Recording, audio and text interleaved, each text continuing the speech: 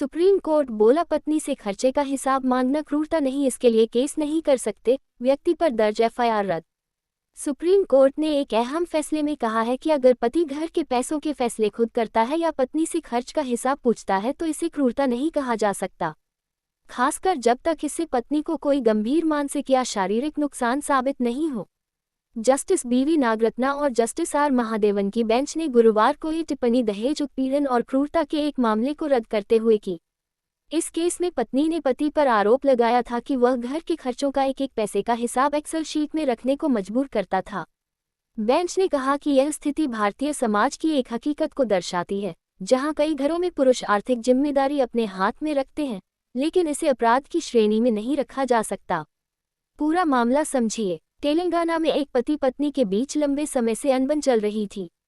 पत्नी ने पति और उसके परिवार पर क्रूरता और दहेज उत्पीड़न का आरोप लगाते हुए मार्च 2023 में एफआईआर दर्ज करा दी। महिला का कहना था कि पति घर के पैसों पर पूरा नियंत्रण रखता था, उससे खर्चों का हिसाब मांगता था और आर्थिक फैसलों में उसे बोलने का मौका नहीं देता था। इसी आधार पर उसने आपराधिक केस कर दिया। यह मामला अप्रैल 2023 तेलंगाना हाईकोर्ट गया, जहां हाईकोर्ट ने एफआईआर रद्द करने से इनकार कर दिया।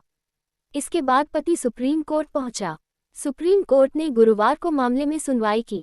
कोर्ट बोला आरोप चरित्र पर सवाल, अपराध नहीं। महिला ने यह भी आरोप लगाया था कि उसे अमेरिका में सॉफ्टवेयर कंसल्टेंट की नौकरी छोड़कर घर पर रहने के लिए मजबूर किया गया और बच्चे के जन्म के बाद वजन को लेकर उसे ताने दिए गए।